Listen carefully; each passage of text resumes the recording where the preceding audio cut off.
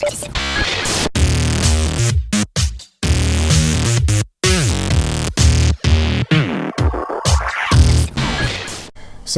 hello everybody and welcome to Sorta Casual Games. My name is Jay, aka Mr. Ghost Protocol, and this is my partner in crime, Karen, aka Frezzagirl 77. Yes, and this is our podcast. So this is podcast number one. Number one, the very first. Well, we've done a few tests, but this is the first official. Yeah, the first official one. So let's hope and pray that this goes without that many fuck ups. Can't guarantee that, but yeah, okay. Okay, so what's on the agenda? First on the agenda is what we're playing. So, Mr. J, what are you currently playing? What am I playing? Okay, I'm currently playing Zone of the Enders.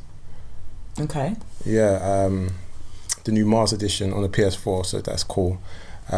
Experienced a bit of the VR, which has been quite cool, but I haven't played the majority of the game in VR. I kind of just wanted to play the game like how I played it like before when it came out on the PS2 and when I touched it again on the PS3 with the HD remake.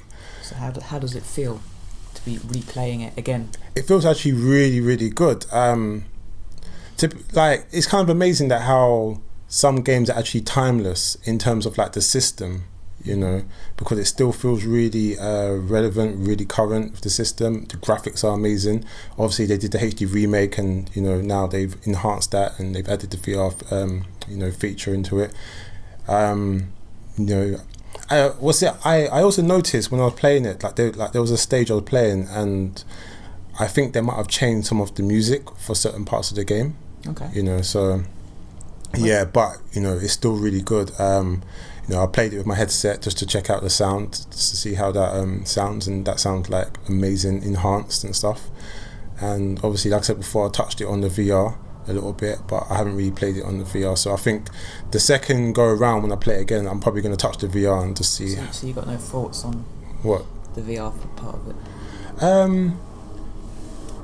It looks good, but I've only touched it for a few minutes, to be honest with you, just to see what it looked like. So I didn't really get a chance to really play through it or play a stage using VR, so I can't really give like a proper assessment about the VR feature, but yeah, it's quite cool. When did it first come out?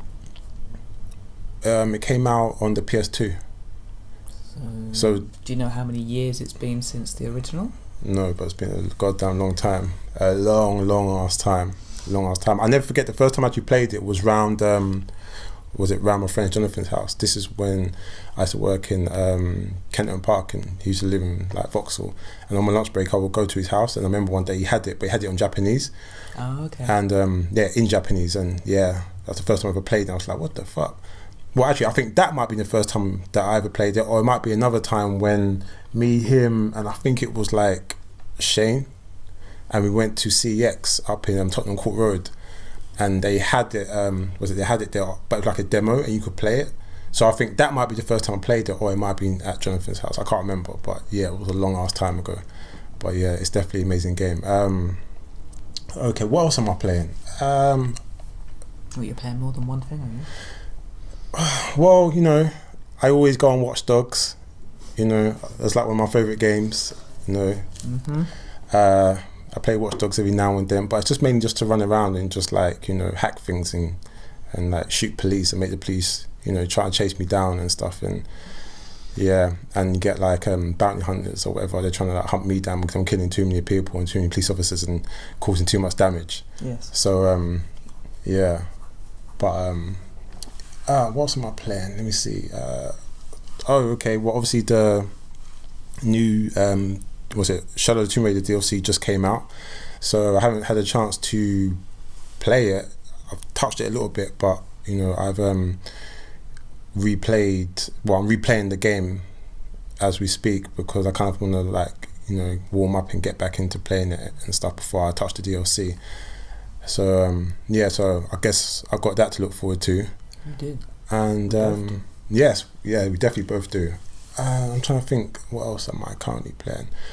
And I'm on the boss on Tomb Raider Anniversary on the Vita. Oh, okay. Yeah, I'm on the last boss. So That's taken a bit of time. yeah, it has, but it's only taken so long because I've been stopping and playing other games like as they've come out on the PS4 or whatever. So that's the reason why it's taken quite a while for me to finish it. But yeah, I definitely love my Vita. But that's the game I've been playing on my Vita right now, and that's about it, I think. Yeah, I don't think I'm playing anything else. So what about yourself? What are you playing? Well, it's kind of strange because we're both playing a remastered game right now, because I've literally yesterday I had delivery of the new digitally remastered Spyro. Spyro the Dragon. Spyro the Dragon. Okay. So yeah, it's the trilogy reignited.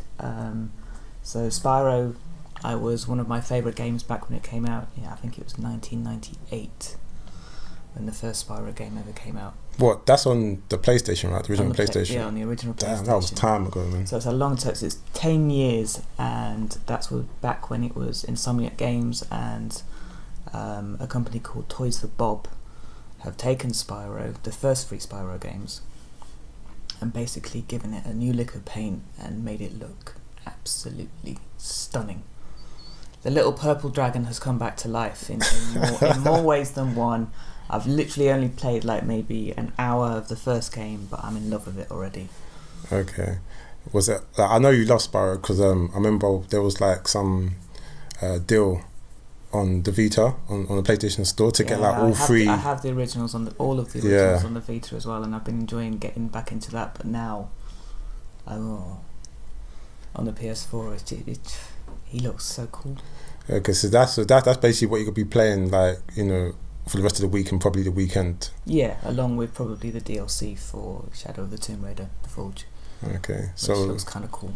So what else are you playing apart from? The only thing I'm really touching on right now and still continuing to play is Final Fantasy VII on the Vita. You play Final Fantasy. Still trying to get through that, and I still need to beat the final boss in Little Big Planet 2. Okay, so how are you getting on with Final Fantasy VII? I love it. Even though like the system is quite dated, like it's turn-based and stuff, like you're still enjoying it? I'm still enjoying it, yeah. Okay. I'm a little bit lost right now, but like I'm trying to find Seraph. I can't pronounce his name. Who? The boss. Seraph. Yeah, the big Sephiroth. Sephiroth. Oh, okay. Yeah. I'm trying to hunt him down at the minute, but I've got lost because it's such a big world. Yeah, massive. You got to remember that. But I'm quite far through it. I'm actually quite far through it. Yeah, but Final Fantasy VII is a long game. It's a big ass game. Like, first game I ever played. Ever. Yeah. I don't even remember, but that was like 3-4 discs on the original PlayStation. So I remember that was a big ass game. I have the original, don't I? I have it in my cupboard at home. So. I know. So is that it then? Is that what you're playing right now? Yeah, I don't play as many games as what you do. I don't play that much. What's it? It's random with me. I'm generally a one game at a time. Yeah, so am I. Like, I have one main game that I play, and and I might have another game that I might play a couple games on the Vita, but I'll have that one game on the PS4 that I'm hard on. I'm just playing constantly. Yeah, I mean Spyro will probably be my dip in and dip out game, but I will play it quite hard this weekend. It just looks so wonderful. Oh, what? So is Tomb Raider going to be like the main game you're focusing on, like the DLC, should I say? Yeah, but I think Spyro may overtake it because it just looks so stunningly beautiful. They've done a really good job of it. Okay, and brought back all the warm, bubbly gaming feelings from back in the day. You've got to remember, 1998, the graphics weren't that great, and now he's 3D, he's live, when he's charging around, he actually looks quite cool, and he does quite cute things with his nose, and he sneezes, and yeah. Anyhow, I think we should move on now. Talking about. I know you're not a Spyro fan. No, I'm not really into Spyro. If they do the same with Crash, you'll be happy, right? No, they've done the same with Crash Bandicoot already. Have they? Yeah. Oh, okay. My bad. HD remake, it's been out. Okay. Came out earlier. Was it early this year? All right then. Just quick question then. What game would you like to see remastered from back in the day? What, you talking about from PlayStation? Mm-hmm. What would it seems to be a thing now. Yeah, is there any games like, I don't know, that you'd like to see? Maybe like Jet Set or something? I really don't know. Was it? They did like they like put it on a back burner. Then, no, let's see if you can think of an answer. There were so many games that I used to play on original PlayStation that I used to love. It's just I can't even. Yeah, it's just I don't know. Like there is one game that I would love for them to do, which they're never going to do because Square Enix can't pull their fingers out their arse and get the Final Fantasy VII remake done. From was it from when they announced it? But I would love for them to do a remake of Final Fantasy VIII because that's one of my personal favourites. 7. Pardon? It has to be 7. Well, they're meant to be doing 7. But 7. No, but you can't say it because they're meant to be doing it. I'm talking about 8. 8. I would love for them to do a remake of Final Fantasy VIII because that's one of my personal. If they can't do 7, how are they going to do 8? Yeah, but that's what I just said. Yeah, man. Yeah, so that's one of my personal favourites. But that's just one of many games that I grew up loving on the original PlayStation. So, but I have noticed that they've been doing the remakes with like trilogies. So, for example, with Crash Bandicoot now with Spyro, they might do it with another one. That's been a trilogy.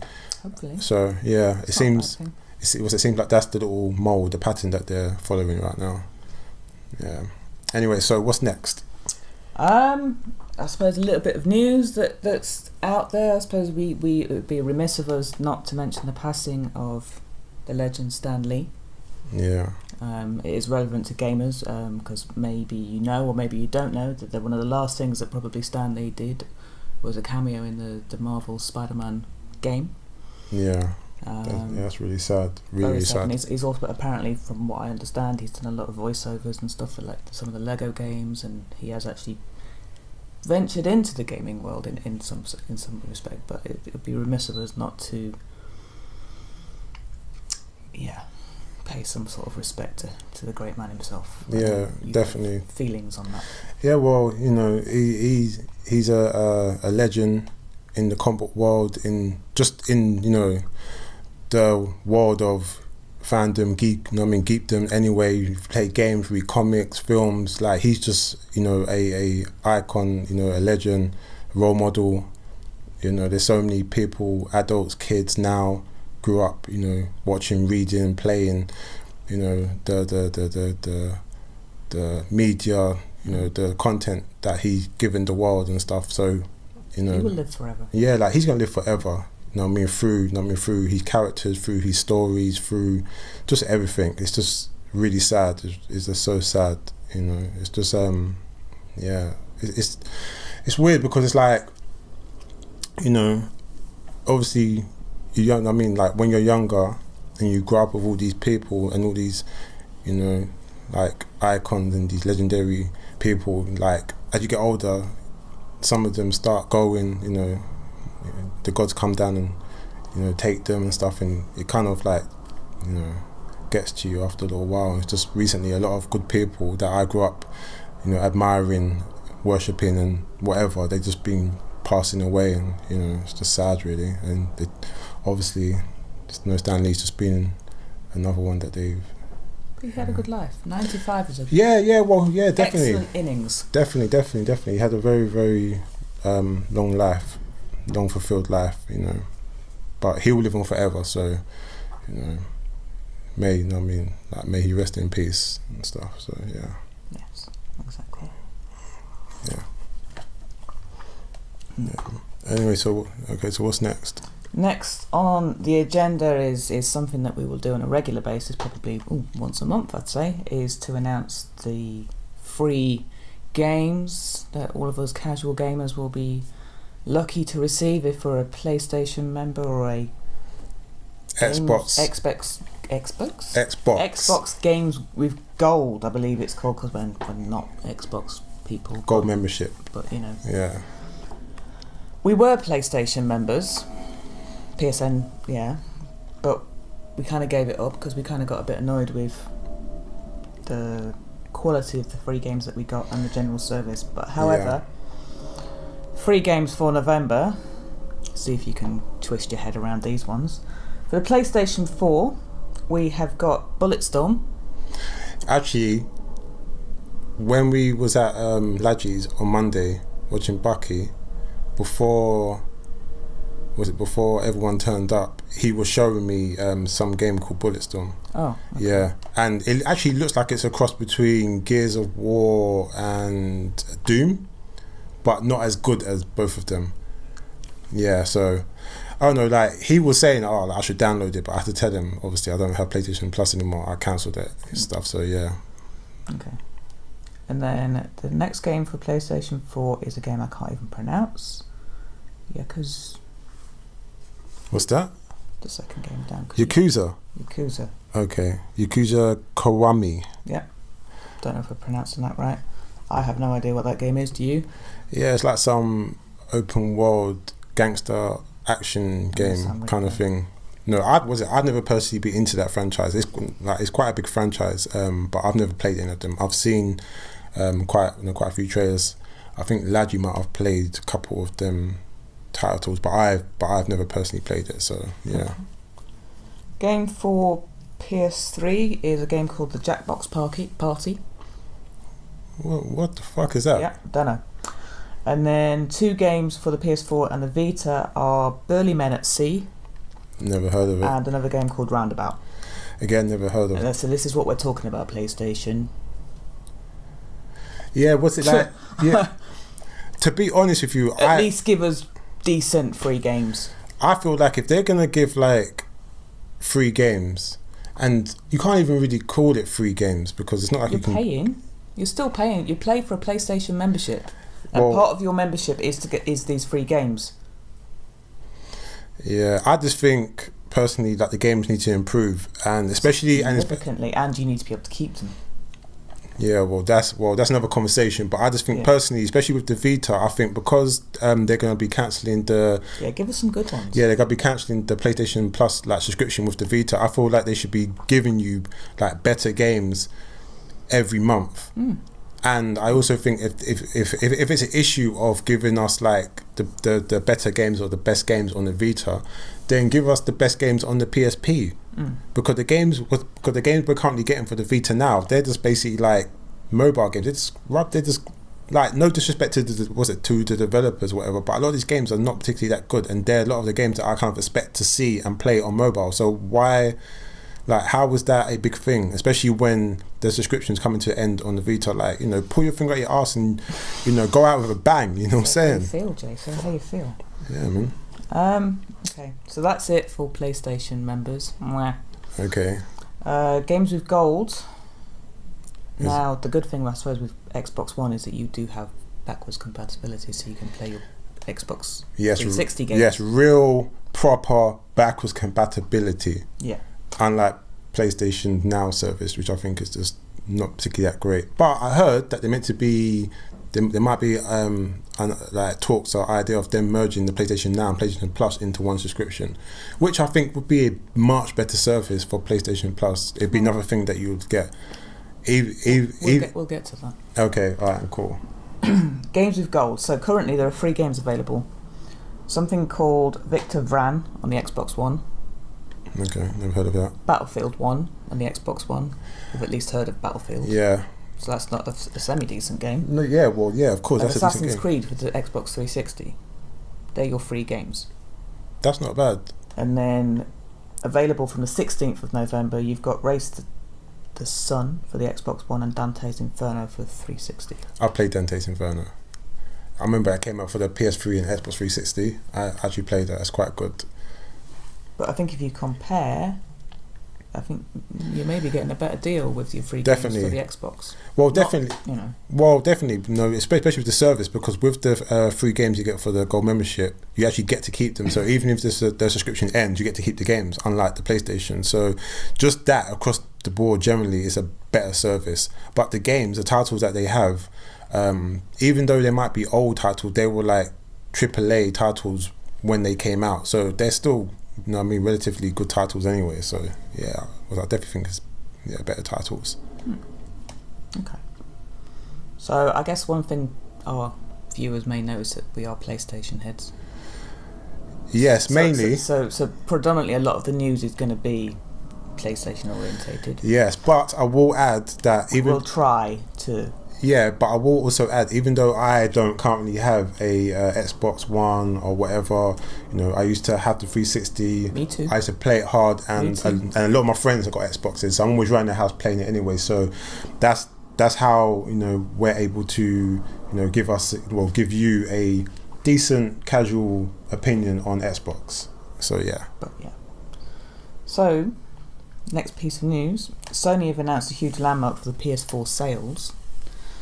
Okay. Its lifetime sales has just hit 86 million.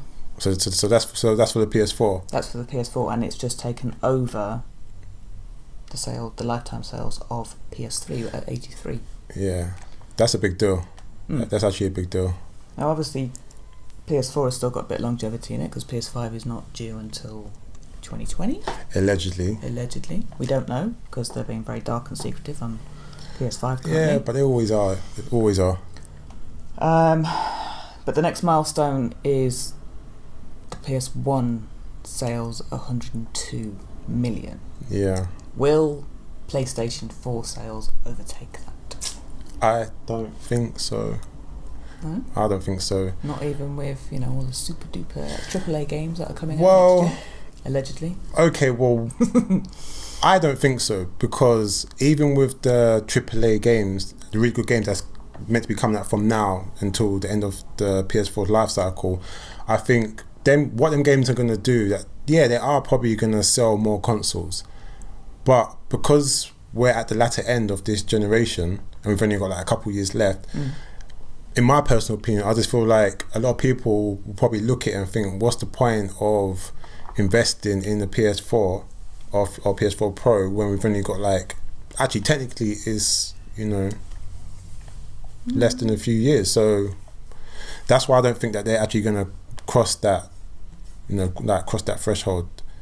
But I do think that they are going to sell more consoles, obviously, especially with these titles like Last of Us that's coming out and Until Dawn. No, sorry, not Until Dawn. What's that biker one called again? Days Gone, and Ghost of Tsushima, Cyberpunk. So many good. Yeah, games. So many good titles coming out. Death Stranding maybe, but I think that's going to be coming out on a PS5 because I just know how to let's talk about the PS5. Okay. Wait, hold on a second. So what do you think then? Do you think that they're gonna? I'm going to take a bet that the PS4 will hit 100 million. Why? Because of the games that are coming out next year. So I think that's strong enough, because I don't until they release more details, actual confirmed details of what the PS5 is all about, because let's be honest, they haven't. They've given us a maybe release date. They haven't really said, oh, it's going to have this, it's going to have that. They haven't confirmed anything. There's still lots of rumours. Yeah, because early stages, of course they're not going to. So it may not even come at 2020. It may be 2021, in which case that's another 3 years away. Yeah, but do you know what? And the calibre of games that are being lined up for the PS4, come on. Yeah, I know, but there's another element of the equation you haven't thought about. If it comes out that the next PlayStation console, the PS5, is going to be backwards compatible like the Xbox is, then what's the point of people going out and spending their money on a new console, especially if we've only got a few years left with this generation? Yeah, I know, but I'm just saying, many rumours. Yeah, but these are things that you have to think about. These are things that could change the dynamic of how much they're going to sell, and if they're actually going to at least match it or beat that number. But in my head, though, people were still going to buy the PS4 even when the PS5 is out, because people might not necessarily, because you always know when a new console comes out, it costs money. Yeah, well, when the new one comes out, the old one will come down. So there are people out there that are not going to be able to afford the new one, so they'll go for the one before it because it'll come down in price. It's a good console. Why wouldn't you? Yeah, that is a possibility. Now I think about it, that is a possibility. And there are those collectors out there that will. I know some people that have the PS1, the PS2, the PS3, the PS4, the PS4 Pro, and they will collect everything. I just think that if we were talking about the current numbers matching PS1. No, I'm talking about matching the PS2, because these numbers was it like actually just beat PS3. So we're talking about the PS4 numbers right now actually matching or beating the PS2. Then I'll probably agree with you. But because it's the PS3, because to be honest with you, like the PS3 sold quite well, and they made like different versions of the console because the original console was just too expensive. All the components they put in there, Sony's whole mentality, was more focused on it being a multimedia console than a games console, and this real arrogance that they had. I just feel like, even though it's a really good number and a really good benchmark for them to reach, I just think that if it would have been like the PS2, then that would have been more of a landmark, and it would have shown you, okay, well, there's a real possibility that it could probably beat the PS1. But I think right now I just can't see it happening. Personally speaking, I just can't see it happening. So anyway, so what's next? Well, we might as well talk about the PS5 a little bit. Okay. The rumours and what secretly in our deepest of hearts what we want at the PS5. Okay, so what are the rumours and what is it that you personally want out of PS5? The rumours, backwards compatibility, which I think they have to. That's got to be otherwise a standard. Why would you buy the PS5 if you can't play all of these beautiful PS4 games? At the very least, you need to be able to play your PS4 games. Whether they go back further, and whether they should go back further. No. I think that... Should they go back to PS3? No. Because I know I've got a friend out there that was pissed that they couldn't play their Red Dead Redemption because it's a PS3 game. Yeah, but they won't do that because from PS3 to PS2 and I think PS1, that's what the PlayStation Now service provides. Okay. So I can't see them doing that. Even if they made it backwards compatible for you to play the PS4 games on the PS5, I can't see them going further back, because that means what's the point of having that PlayStation Now? Because they've put a lot of money into that and they're looking to actually continue with I think they're looking to continue with it and improve it. So if that's the case, then... Well, this article says PS3, PS2 and even PS1, but... Nah, I don't think it's going to go for that. Was it that far back? Personally, I just want was it unless they give up on the PlayStation Now service, then okay, fair enough. But I can't see from PS3, PS2, PS1. Nah, PS4, yes, it makes sense. But that also makes you think about that. If they make it backwards compatible for the PS4, then what's the point of buying the PS... Well, I can't touch on it before. What's the point of buying a PS4 if it's backwards compatible for the PS5? Like, people are going to end up probably selling... because people always want the best and new of the next thing. So they're always going to... Well, unless you're a collector, you're going to end up selling your PS4, to get the PS5. But obviously, you keep your games backwards compatible. So that's a thing. Okay. Rumour number 2, big changes to PSN. Yes, but it doesn't say what. I think it needs to change anyway. I think that they need to. I think just like these rumors with the backwards compatibility, should I say? I think it's because they're trying to match what Xbox is doing. Because regardless of, they provide a decent service to their gamers. Yeah, exactly. But the point is, regardless of, obviously, that where they are in the race, whether they're second, third, after Nintendo Switch or just whatever, they provide a really good service, and just their service in general is just really good. And even with the Gold membership, the fact that you are able to keep the games even if you don't have the Gold membership, I'm not too sure about how it goes about if you're not online or not. I'm not too sure about that, but the fact that you just get to keep your games after the membership is a really good thing. So I think that's why these rumours with PlayStation has come out. I think they've realised, or I'm hoping that they've realised, that it's in their interest to make it backwards compatible to at least for the PS4.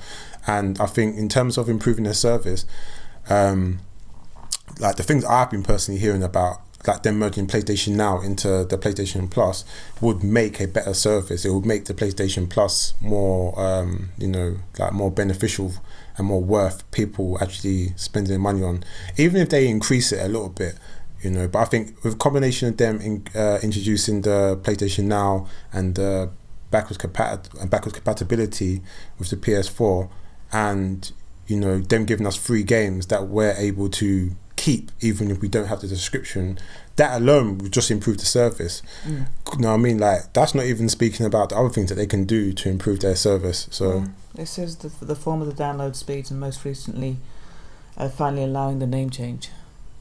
Which I think is something that gamers have been asking for a while. Was it like PlayStation? You should have done that like time ago. No, it's true. Like, it just pisses me off. It pisses everybody off. Like, they should have been done that. Like, how hard is it really and truly to allow people to change their names? Like, was it like their gamer tags or their PSN names? Like, how hard is it? Well, clearly it is hard, because otherwise it wouldn't have taken them this long. Yeah, man. I don't know, but that needs to be. But that service needs to be there, definitely, to a point where it's not affecting your saves. It's not affecting anything that you've done previously. Like, currently it sounds like it does affect your saves and your game's data, and it doesn't necessarily work for all games. It's not compatible with all games. Yeah, well, they need... A little bit worrying, so I'm not about to go and change my name, even though I kind of would like to. Yeah, well, they need to improve that shit anyway, personally speaking. The next rumour is apparently VSync, which alludes to that the games will run better on the system with smoother combat and less screen tearing. This happens because VSync aids the game's frame to do your display's refresh rate. So if you're playing at 60 frames per second games on a 60 HZ display, VSync will intercept the frequencies and make sure the game never crosses 60 frames per second and causes tearing and other issues. About fucking time. That's all I've got to say. About time. Like, to be honest with you, I personally think that, like, all this focus on like resolution, 1080p, 4K, 8K, it's ridiculous. No, the frames per second I think are more important. Definitely. Because you don't want no glitching while you're in the middle of battle, or... Definitely. You know. Like, I just think right now, like 60 frames per second, standard, 1080p, or even 4K should be standard as far as I'm concerned. Should be standard. Like, there shouldn't be one game on like the new consoles, like the new platforms, that comes out that doesn't have at least 60 frames per second. Great. You know, and no game should be. I mean, like, even if it's just like third party, like, no game shouldn't be under 60 frames. I don't care, because it's ridiculous. 60 frames per second. You know what I'm saying? Like, I was up at Raymond's house.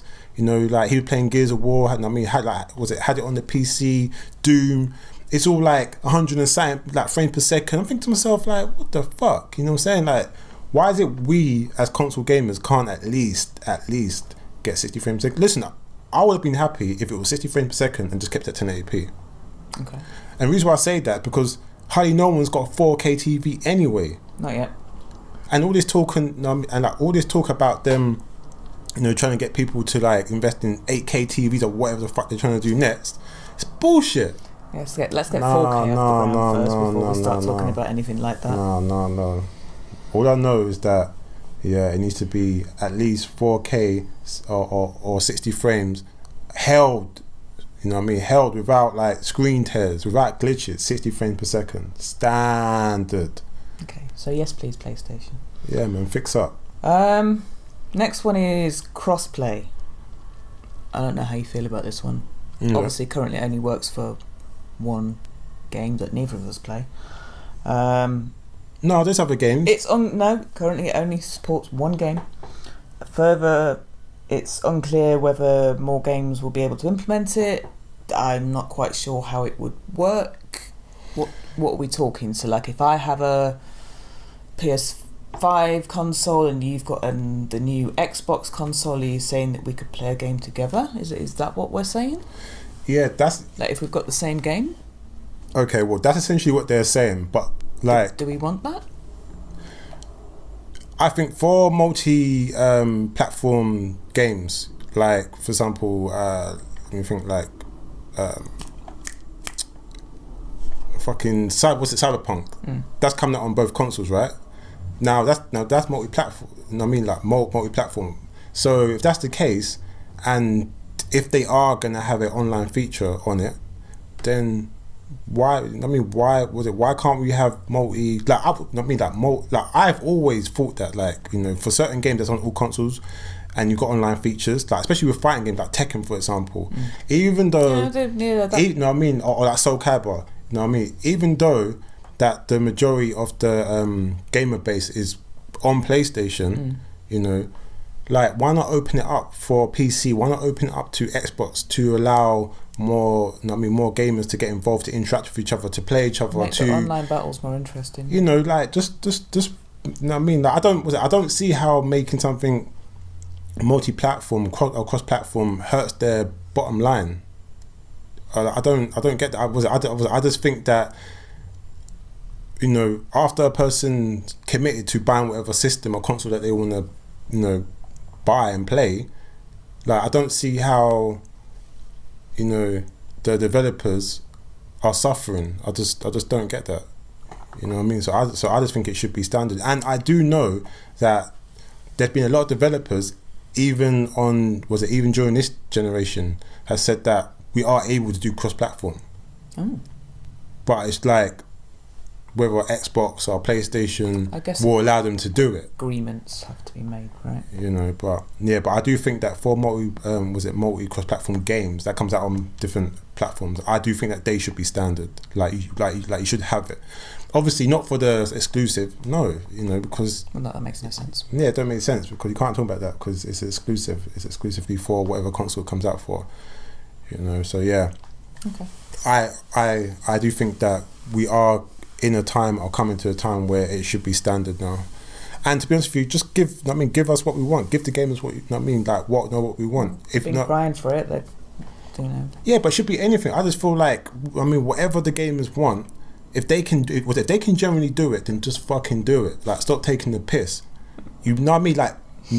Make the gamers happy. Make the people happier. Happier. Like, just make the consumers happy, because we are the people that obviously put money in their pocket.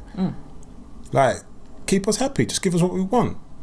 You know? I mean, I just feel like for every one thing that they give us, they should try something that they want to do. That's how it should be. It should be like a balance, like an equilibrium. You know? I mean, instead of just being, no, we're just gonna try and dictate. No, you don't dictate nothing. We dictate what happens. You know? Wow. Yeah, man. Okay. Just give us what we want.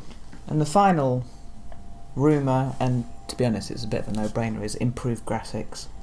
Yeah, but that's standard. That's standard. I mean, that's standard. I think that's just a throwaway. It's obvious that. Yeah, and something about the BD XL discs, which is scheduled to release next month, that can store up to 128 gig of data. That's a lot. Well, when you look at the size of, like, say, like when Red Dead Redemption 2 came out. That's only got 2 discs. That's a 2-disc game, and it was like 100 gig download. No, it was over that, and that's not including the day one. Download? You got to. That is a massive. Yeah, it's a massive game. It's a massive game. Yeah. Like, your internet better be on point if you're, like, downloading that game. It better be. What was I going to say? So, okay, so with that, like, you know, like, obviously these are just rumours, but if it turns out that, like, that's the case, then that's a good thing, because what it tells you that they're still planning to continue to, like, bring games on disc. Because, like, there was all this talk on the like with this generation, like, especially with Xbox, how they were trying to, they're trying to gradually phase it out to just, like, you know, like, when a new game comes out, you go online, you download it, and they're trying to phase out, like, the physical media. So even though this is a rumour, if that ends up being true, then that's a good thing, because it means that they're.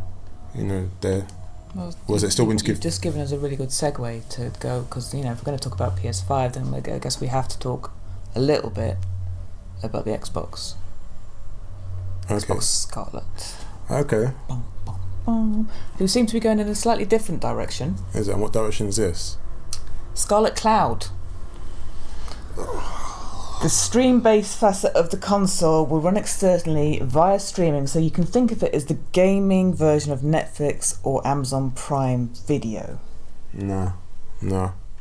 So it's being touted as a hybrid project that will feature both a cloud-based box that streams content directly from the internet and a more traditional piece of hardware that generally recognisable as a home console. So I'm guessing you still going to, have your discs and what have you, but they are clearly looking to go discless. No. Not with the cloud.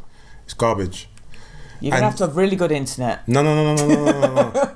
Yeah, it's that too, but like the reason why it's not going to work, because firstly, not everyone's got internet around the world. Not everyone's got good internet to begin with, and especially with all that bullshit that they're talking about, like kind of like giving, like, was it like limiting the internet speed to certain people, and right now the internet speed and the connections and what the internet is right now, it isn't there. Like, it's not ready to do it.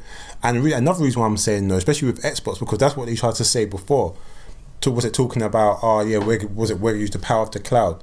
What game has come out that they've successfully used the power of the cloud where you can say, I can see like why the cloud is there, I could see what they're talking about? They obviously have an idea. What's that game? They're trying to be different. No. What's that game? Crackdown. That game got announced on release date, talking about we're going to use the power of the cloud, we're going to show you. That game still ain't out now. They just put it back again. I just saw it somewhere. They just put that game, put that game back again? No, it's garbage. It's garbage. That's why I don't like the PlayStation Now service, because you're essentially streaming games online. It's not there. I haven't met anyone, even with the godlike internet, that can tell me that, like, yeah, it's there, it's ready. Okay. Furthermore, I haven't met anyone that's got average internet speed that can tell me that it's worth even downloading and playing the game on PlayStation Now. Yeah, I'm not sure how I feel about streaming games. And like this cloud service, no. I don't even use cloud for normal home use I don't even use it for my phone. I don't want no part of the cloud. I don't like it. You know what I mean? Like, it's not ready. It's not there. Well, especially for gaming. Like phones is something else. Like, I just don't use it for a different reason with phones. But for gaming, it's not there. And the fact that Crackdown ain't come out yet, and we're coming to like the last couple years of this generation, and nah. So you don't think it's the future then? Not for next generation. It's not. They need to improve the technology. Well, and I don't personally understand or see how they can when they're trying to tariff the fucking internet out to everybody for different speeds. So how is that even going to work? It's just stupid. What are they going to tell you can have it, but you got to pay extra fee to get the godlike internet speed? No, I'm sorry. Like, I see what's happening. It's all these subscriptions on. No. I ain't with it. Well, basically, it's going to be, from the sounds of it, it's going to be released in the same year as the PS5. So they're going to be direct competition. So it'll be interesting. Yeah, probably. To see what happens. But that's all we know about Microsoft Xbox Scarlet. Don't know why it's called that either, but Code names, that's why. Code names. What's next? I forgot about this part of it. The PlayStation touchscreen controller patent that is filed reportedly for the PS5. Okay. It sounds like they're making one noticeable addition: a touchscreen pad. So the tracker, where the tracker is, that's currently there, that's going to be a touchscreen pad. So what, like some Switch DS kind of thing? A controller for interfacing wirelessly with a computing device is provided, including the following: a housing defined by a main body, a first extension extending from the first end of the main body, and the second extension extending from the second end of the main body. This sounds really complicated. Yeah, that's too long to actually. Where players will see the trackpad on the current controller, that is where the potential touchscreen will be located. This feature has been used in mock-up fan creations more throughout the years and through Nintendo Wii U system. As the whole system flopped, the touchscreen capability was a huge hit. One thing to note from the patent, that doesn't mean that we'll necessarily see it in the final product. It's not uncommon for companies to cover their bases, so it's something that they've painted, it's something that they clearly are looking at. So it's not necessarily going to come with the PS5. Yeah. There's ideas that it's maybe it will work with the VR. Not quite sure how, but it's just news that has come out that they're making a change to their Okay, well, I personally think that It's an interesting idea.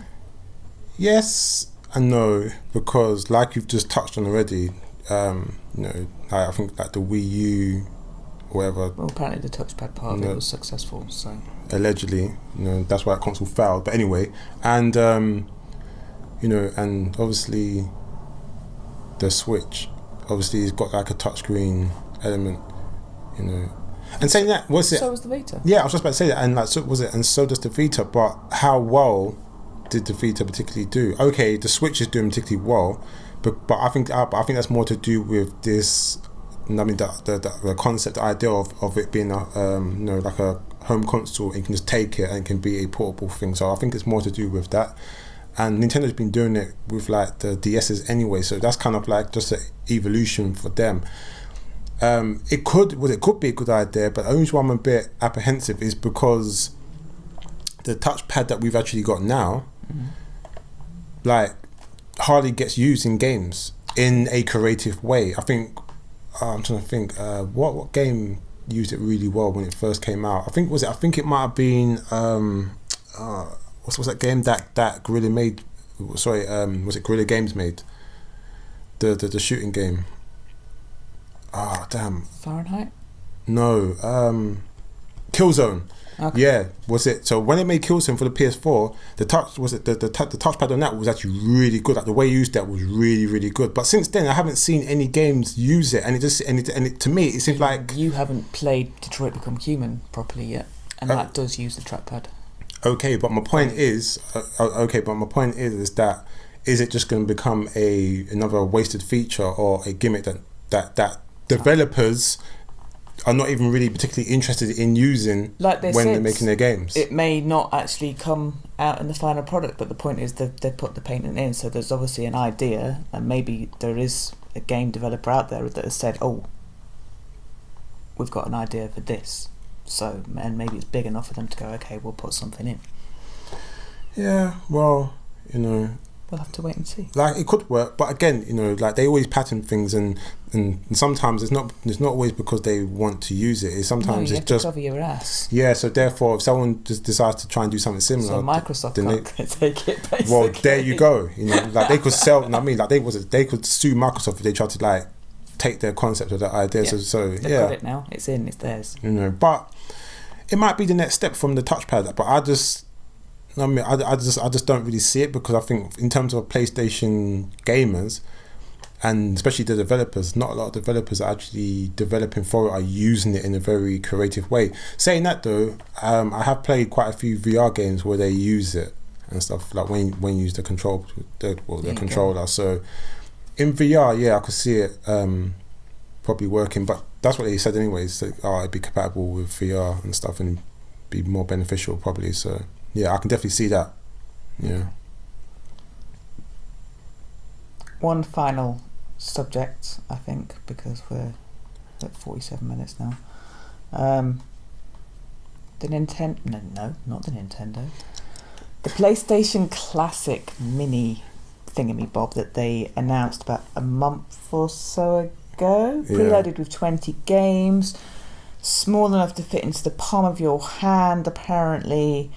Would cost you about like 90 quid. It's coming out in December. Perfect Christmas present for blah. And they eventually announced the list of the 20 games. Is it? What's the list? Give us the list. Which apparently has been a little bit controversial. Alright, give us the list. Battle Arena Toshinden. Okay, that's good. Cool Borders 2. That's good. Destruction Derby. Yeah, that's cool. Final Fantasy 7. Yeah, godlike. Grand Theft Auto. Yeah, Intelligent godlike. Cube. Whack. Jumping Flash. Whack. Metal Gear Solid. Godlike. Mr. Driller. Whack. Oddworld AB's Odyssey. That's cool. Rayman. I suppose it's cool. Resident Evil Director's Cut. Godlike. Revelations Persona. Revelation Persona. Is that the Persona? If that's the Persona franchise, then yeah, then that's cool. But if there's something else, then I'm not too sure about that. Ridge Racer Type 4. That's cool. Super Puzzle Fighter 2 Turbo. Oh, that's kind of cool. Siphon Filter. That's godlike. I remember playing something. Tekken 3. Godlike. Tom Clancy's Rainbow Six. It's okay. Twisted Metal. It's okay. And Wild Arms. I'm going to be honest, I haven't heard of a lot of those games. Really? So what games have you heard of? Was it like you just read the list? Like, what games have you heard of? Final Fantasy, Grand Theft Auto, Metal Gear Solid, Rayman, Resident Evil, Tekken. That's it. So that's 6 games out of 20. Yeah. Okay. Like, where's Lara Croft? There you go. I was just about to say that. Like, where's my girl? How is it you don't put Tomb Raider on that fucking list? You know, one of the most iconic PlayStation I don't figures, get that. And you don't put her on the classic. I really that's don't get the that. outstanding thing for me. I know there's going to be a lot of people that will. Oh, Soul Blade. You could put Soul Blade on there, man. This should be included. This should be. But this is the conversation we were having. Why is it only 20 games? Yeah, that's garbage. For £90. That's garbage. Now. When you can get emulators that you can put thousands of games on there. Of games. That was it. You get emulation box like what's it called, like Game Station box, like this big, yeah. That's got thousands of games. Like, I'm talking about from PlayStation 1, they don't want to Dreamcast. give away that much. No, but they ain't the point. Like, let's say for example that there's 500 PlayStation games that came out during PlayStation cycle. Give us fucking half the games. At least give us half the games. Or better yet, at least give us quarter of the games. You know what I mean? Like, if you want to drop like different versions, you know what I mean, like every now and then do it. You know what I mean? Then give us quarter of the list. 20 games. And like the box is like this big, and all they want to give us 20. No, it's disrespect. Apparently, it fits in the size of your hands. Yeah, so. look, I see it. It's disrespect. No, it's disrespect. You can put at least quarter of the of the PlayStation games list. Easy. You can put all of it on there. They're taking the piss. It comes with 2 original style PlayStation 1 controllers. And that's nothing as well. Hold on a second. And that's nothing as well, yeah. I'm glad you mentioned that, yeah. Still cabled. Yeah. Now, that's the point I'm going to make. We're in 2018. No. Yeah, but this is about the nostalgia, so why you wouldn't make it wireless? Because the PlayStation 1 was not wireless. No. Listen. It can still be that. You can still have the same design of the controller, even with the DualShock. But just make it wireless. The box can look how it looks there. You know what I mean? But and the controller can look how it looks there. But just make it wireless. Like, what's all this wire shit? And the wire isn't even all that long. I remember when they released the was it the original Nintendo one, the first Nintendo one? The main complaint was the wire. Was it the wire isn't even that long? It's short. Why even make it wide? Wired in the first place? No, they've got it all wrong. They've got it wrong. PlayStation, you're fucking up. Know what I mean? Like, I love PlayStation as a company, as a brand, as long as you're giving the fans and the gamers what we want. But right now you're fucking up. 20 games, you're taking the piss. Disrespect. That's what I've got to say. Disrespect. Yeah. So what do you think? To be honest, when it was first announced, I got excited because I thought it'd be quite cool. But I get why some people would like it. But I've got a PlayStation 1 at home that I could quite easily plug in and you know. Yeah, but do you know what? Yeah, like the reason why I'm not particularly too fond of it is because in terms of like playing the games, not encouraging people, you know, gamers who are out there to go online and be getting emulations, not encouraging that shit, you know what I'm saying? But the point is, people still do it, is that you can go and get that shit for free. And here's the joke: the actual architecture of the actual classic, like the classic console, is an emulation architect apparently. Yeah, because it's all virtual memory. It's not like you can stick a disc in it because it's too small. Yeah, of course. And this is the reason why I'm saying they're taking the piss by giving you 20 games. And how much is it going to be? What, £100, £120? £90. £90? No, it's disrespect. What, $89.99? Whatever, it's disrespect. It's a fucking con. You know, especially when you can go on the Vita and play like X amount of the PS1 games. I'll bet you if you got a PSP, you can go and play the PSP. You can go play the PSP games or the PS1 games. No, I'm sorry, but I'm not feeling it. You know what I mean? Like in terms of just playing the games, like okay, like what was it like? You're playing Final Fantasy VII on the Vita. Mm-hmm. How do you feel when you play that? I love it. Yeah, but how does it make you feel? It makes me feel fuzzy because you know I remember playing it on the original PlayStation. All right then. And I can still play it on the original PlayStation because I have a PlayStation and I've got Final Fantasy VII. I haven't, but it's there if I want to. Yeah, but that's collectors. You know what I mean? Exactly. But I'm not going to go out and buy the classic just so I can play it. Yeah, I just think that for people that can afford it and for people that will just buy it just for the sake of it, cool. If that's what you want to do, fine. It's a nice Christmas present that probably people will play hard over Christmas and then it'll go and collect us something. See, like, what's annoying is that, like, okay, like Shane was saying that the first games and console that she ever played was the Nintendo because, like, he got the mini Nintendo thing with how many games on it. So she got to experience a lot of the games that we grew up playing, you know, which obviously means something to us. And stuff, which is a beautiful thing. But on Nintendo, you got like quite a lot of games on there. But I just think for something like this, even to give it to somebody as a present or a kid or a child or just anybody, I just think that the fact you've only got 20 games on there kind of like diminishes like that experience and that you know and that nostalgia feeling of getting new people to kind of see and experience what that was back then. You know, for like kids that's grown up with phones and iPads like coming out of the womb and shit, you know what I'm saying? Like making them experiencing that and only giving 20 games when the catalogue was God knows how long, it's fucked up. Hundreds of games. Yeah, it was hundreds of games. And no Lara. Yeah, you fucked up, man. Sony, PlayStation, you fucked up. You done fucked up. But anyway, that's all we've got for today. Okay. Oh, hey, so speaking of Lara and stuff, you know, I thought that was all we had for the day. Yeah, well, I don't know. Well, I just feel like I might as well just talk about it now. Obviously, we both played Shadow of the Tomb Raider.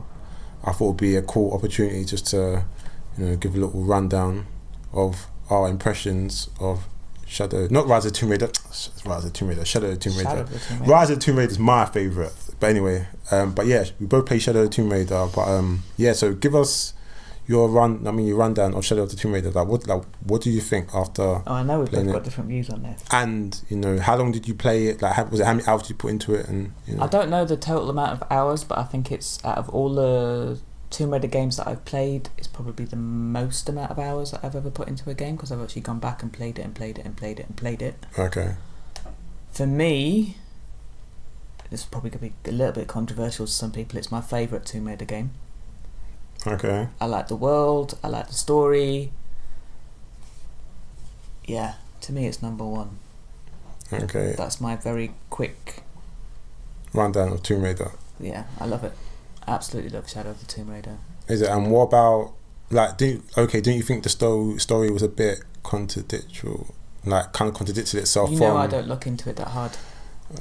I just enjoy it for what it is at the moment, and then someone comes along and spoils it by saying, well, what about this and what about that, and then they make me look at it in a different way, and I don't necessarily like doing that. Okay, and what about... I take it for what it is in the moment. Okay, and what about you know, like the... Okay, so what do you think of the, you know, the evolution of the system? Well, from Rise of the Tomb Raider. It wasn't huge, was it? Let's be honest, but I never expected it to be huge because... Really? No. Why should it be? Because it's the trilogy, it's her origin story, and this is the final one of the origin story. So the leap was never going to be that big. I expect the next set of trilogy games, assuming there is going to be another set of trilogy games, that's when the next big leap will happen. And you better make a big leap with the next ones. What, so like, didn't you feel like... Because there were glitches with... I can't deny that there were glitches within Shadow. Yeah, I think only experienced one, maybe. I don't. But they did fix them pretty quick. Like when you would jump for stuff and you just died. Yeah, but that's the thing though. Like, I was hearing that before I played it. But they fixed that. And when the updates came out, I didn't have any of those problems again. But I was still hearing it as I was like first playing it, and I never experienced that glitch that everyone was talking about. Well, you're lucky then. I don't know. But what about you? I know you're going to completely trash what I've just said. No, I'm not going to trash it. I'm just going to keep it 100. I personally thought it was a good game. It wasn't what I thought it was going to be, what I kind of expected, and it wasn't. Was it my expectations didn't come out of thin air, or it was from what I was hearing, what I was seeing online, the trailers, stuff I was seeing on Instagram, Twitter. Just it just wasn't what I thought it was going to be. Like they kind of emphasized this thing about this depth with the fighting mechanics and stuff, and being one with the jungle and stuff like that. And I just felt like in Shadow of the Tomb Raider, you had the leveling up system. It was quite vast. There was a lot to level up, but I just felt like you never really had the chance to really use what you learnt and stuff. Which is a good thing. It's good when a game has New Game Plus and stuff. But just generally, and what I mean by that is that I personally felt like that in Rise of the Tomb Raider, Lara fought more enemies in Rise of the Tomb Raider than she did in Shadow of the Tomb Raider, and I just felt like that. I liked what they did with the improvements and the enhancements with the fighting system. Was it the fighting system and the mechanics and all the other things that she had? But I just felt like, firstly, there wasn't that many enemies in Shadow of the Tomb Raider compared to Rise of the Tomb Raider, so it kind of made the improvements with the with the system and the fighting system kind of irrelevant, because there's no one really there to really go in and fight and use it on. I thought there was going to be a point where you're in this mad big jungle and there's a big section with a shitload of enemies, and everything you learn, you're just doing it, you're breaking them down, you're blending into the fucking bushes, into the shadows. Was it rubbing dirt on your face? You all crawled on the floors. Was it on some Arnold Predator shit? You know what I'm saying? Yeah, it's not quite like that. No, but that's what I thought it was gonna be. You know what I mean? Because it was really extensive, and it was never that. So in terms of the mechanics, the fighting system, stuff like that, it's a big, it's not a big improvement, but it's an improvement, a very welcome improvement. But I just felt like in terms of the story and her actually using these skills that she's got, I felt like it was kind of wasted. Also, I felt like the story kind of contradicted what happened in the previous two a little bit. There was kind of a few plot holes. They kind of bent and manipulated certain things to make it fit, which was cool, I suppose. But in terms of Trinity, I kind of felt like the way that they kind of portrayed Trinity in the first one, especially the second game, was it was this worldwide global organization, very, very powerful, that went back hundreds of years and whatever, and you just find out that it's this person so it kind of, to me, devalued the enemy and what Trinity is and was, to me. But other than that, I really enjoyed it. Give it a score. I really enjoyed it. I just think that my personal favourite is still Rise of the Tomb Raider. That's just my personal favourite. I love Rise of the Tomb Raider. I thought this one, the tombs were really good. I really enjoyed the tombs. They improved, expanded on the tombs. It's weird because with Shadows, they made improvements, but I also feel like they took a few steps back. And I don't know if it's to do with because Crystal Dyn. No, sorry. Eidos Mod, was it? Montreal. Yeah, made the game they were in charge of making the game, while Crystal Dynamics kind of oversaw the development and the production of the game. I don't know if it's because of that. I kind of felt like playing it felt like it was kind of that, but it was still a good game. Score out of 10 then. Score out of 10. 1 out of 10. I would say it's probably a 8. Okay. A shaky 8 right now. Not a solid strong 8, but I would say shaky 8.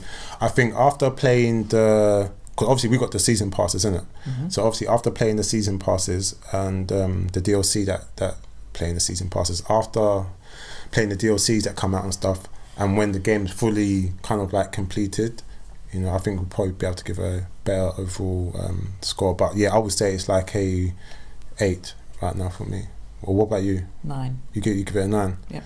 No, that's why I give Rise of the Tomb Raider. Rise of the Tomb Raider for me gets a solid 9. This is where we, you know, agree yeah, to of course. disagree, But that's the beauty of it. You have your opinion, I have mine. Obviously, you know, sometimes we might clash, sometimes we might agree, but that's the whole point. So yeah, but just generally, I really enjoyed Shadow of the Tomb Raider. Yeah, the only thing I found, one more thing I found annoying. It sounds kind of negative, but I actually really enjoyed the game. But it's the fact that I'm like I'm 2 trophies away from getting platinum. I'm 2, like getting my 5th platinum. It's my 5th one, right? Yep. Yeah, 5th platinum. Yeah. Not that I go out intentionally trying to play these games to get like platinums, but I have this thing that if I play a game for the first, like on the first run, and I just so happen to get over, is it 70% or 80%? 80%. Yeah, over 80%, then I'll like intentionally go for the platinum. He has to have the platinum, and which he has for Shadow. Yeah, and I have for Shadow. But the thing that's really annoying is that you've got to do it on like, to get the last 2 trophies, you've got to play it on like the hardest difficulty. Actually, I found out that you can get both of them by playing on the hardest difficulty. But the problem is that I think it saves like from, so like the save points is what's fucking me up. It's like it puts you back really far, and you've got to like replay the whole thing without dying. Why it's super hard, right? Yeah, but that's annoying though. I just think to myself, just make it hard, but just allow me to save where I want to save. Like I haven't played any game on super hard that like restarts me right at the beginning of the stage just because I died. Yeah, it's been super hard. I've never played. But but they've always allowed me to like save the game wherever I want to save it. So that's the one thing that really annoys me about that. So because of that, I'm kind of like a bit hateful in terms of getting my platinum trophy. I can't just one day it'll come. I'm sure it will. No, I ain't got time for that. I mean, I've got other things to do. You know, I've got life to live. I've got other games to play, animations to watch, films to watch. Anyway. Yeah. So you're gonna sign us off. Yeah. So anyway, that's the so this is the end of our first podcast, Sorta Casual Games Podcast. I hope everyone enjoyed watching this. Please give us a like, thumbs up, and subscribe. Yeah, follow us on Instagram and Twitter under Sorta Casual Games. Yeah, that would be much appreciated. And yeah, so that's it. So I'm Jay, aka Mr. Ghost Protocol, signing off. And I'm Karen, aka Frezzagirl77. Okay, well, what's it? Wave. Bye. Bye. Anyway. All done.